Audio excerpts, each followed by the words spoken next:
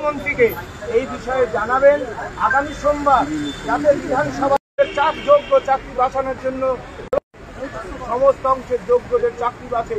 সেজন্য আমাদের সেই বিধানসভা অভিযান আজ সার্থক হলো কিছুটা। আগামী সোমবার আমরা প্রস্তুত থাকবো। আমরা আপনাদের মিডিয়ার মাধ্যমে রাজ্যের মাননীয় মুখ্যমন্ত্রীকে জানাতে চাই, আপনাকে চিঠি দিয়েছি, আপনি আমাদের সাথে দেখা করুন, আমাদের দাবি আপনি গ্রহণ করুন। যুগের দাবিকে অস্বীকার করলে রাজ্যের মাননীয় মুখ্যমন্ত্রী, আমরা সেই সন্তান আপনার, আমরা সেই সিঙ্গুর নন্দীগ্রাম নেতাইয়ের সেই আন্দোলনের পটভূমিকায় তৈরি হওয়া সেই সন্তান। আমাদের এই দাবিকে আপনি অগ্রাহ্য উপেক্ষা করবেন না। আমাদের এই দাবিগুলো আপনি শুনুন অন্তত। আমরা কি বলছি, আমাদের সাথে অনশনকারীদের সাথে সুমন বিশ্বাস, পঙ্কজ রায়, প্রতাপ রানা সহ শিক্ষাকর্মীদের সাথে, যোগ্য শিক্ষকদের সাথে, যোগ্য শিক্ষাকর্মীদের সাথে আপনি আলোচনায় বসুন।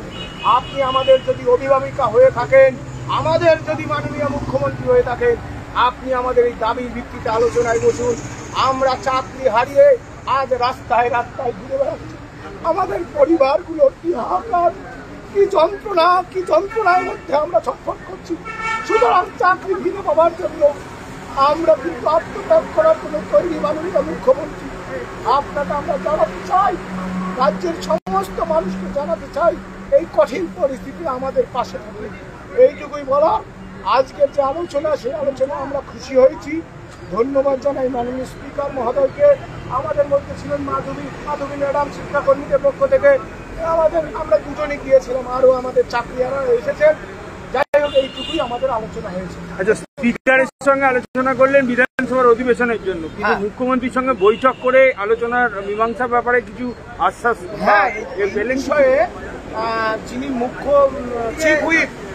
চিফ হুইপ আছেন মাননীয় নির্মল ঘোষ মহোদয়, তিনি বলেছেন আমাদের এই চিঠিটা মাননীয় মুখ্যমন্ত্রীকে উদ্দেশ্য করে, the honourable chief minister of West Bengal. কিন্তু আপনারা তো মুখ্যমন্ত্রীর কাছে দ্বারস্থ হয়েছেন, চিঠি পাঠিয়েছিলেন তো এর আগে পাঠিয়েছি, তাহলে মুখ্যমন্ত্রী সাড়া দেননি। এর আগে বারবার চিঠি পাঠিয়েছি আমরা অনশনকারীদের পক্ষ থেকে। এই চিঠি মুখ্যমন্ত্রীকে উদ্দেশ্য করে যে চিঠি, একই দাবি মাননীয় নির্মল ঘোষ মহোদয় গ্রহণ করেছেন। তিনি ফোন করবেন জানিয়েছেন।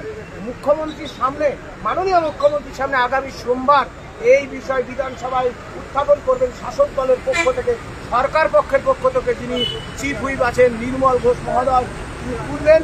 আমরা আপ্রাণ চেষ্টা করেছি, আমাদের তারা বলতে দিয়েছেন, আমরা ধন্যবাদ জানাই সবাই। না, কিন্তু এর আগে তো আপনি কোনো সাড়া পাননি, আপনি মুখ্যমন্ত্রীকে জানিয়েছেন, চিঠি দিয়েছেন, তা এবার হবে এই কনফিডেন্সটা পাচ্ছেন কি করে? এবার হবে, আমরা আগামী সোমবার পর্যন্ত আস্থা করছি।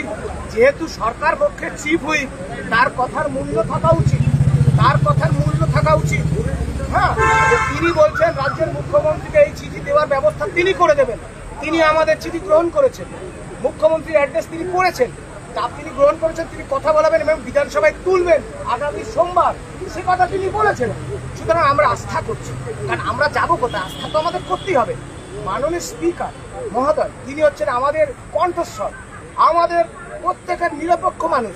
তিনি যখন আশ্বাস দিয়েছেন, আমরা তার উপর অবশ্যই ভরসা করছি, আমরা তার উপর অবশ্যই আস্থা রাখছি। আগামী সোমবার পর্যন্ত আমরা দেখব। আমরা তো আপনাদের মিডিয়ার মাধ্যমে রাজ্যবাসীকে জানাতে চাই, আমাদের অনেক কষ্টের চাকরি, সেই চাকরি ফিরে পাওয়ার জন্য মুখ্যমন্ত্রীর সঙ্গে যদি ফেস টু ফেস বৈঠক না হয় সোমবারের মধ্যে, তাহলে কি করবেন? দেখুন, আমরা আন্দোলনের পথে আছি। আমরা মনে করি জেদাজেদি না করে রাজ্যের মাননীয় মুখ্যমন্ত্রী, আমাদের সকলের মুখ্যমন্ত্রী, তিনি আমাদের সাথে দেখা করুন, বলুক যে তোমরা এদিকে এসো, আমরা সেখানেই চলে যাব। যদি আমরা সেই বিষয়গুলো না হয়, আমরা আন্দোলনের পথ বেছে নেব গণতান্ত্রিকভাবে, শান্তিপূর্ণভাবে। আপনারা জানেন আমরা বিধানসভা অভিযান করেছিলাম, কোনো ক্যাজুয়ালিটি হয়নি, পুলিশ মারার সুযোগ পায়নি, আগামী দিনেও পাবে। আমরা সেই গণতান্ত্রিক পথে শান্তিপূর্ণভাবে আমরা নেতাজি সুভাষচন্দ্র বসু সেই আপসীন ধারার লড়াইয়েই আছি, থাকবো।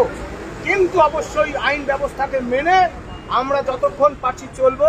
তারপর দেখা যাবে জীবন কোন দিকে প্রভাবিত হবে, সেই দিকেই প্রভাবিত করার জন্য, আমাদের আত্মত্যাগ করার জন্য আমরা প্রস্তুত। মাননীয় মুখ্যমন্ত্রী, আমাদের যোগ্য চাকরি ফেরাতে হবে, নইলে এই বিধানসভার সামনে আপনাকে বলে যাচ্ছি, বাংলার মানুষ, আমরা থাকি আর না থাকি, শেষ লড়াইটা আমরা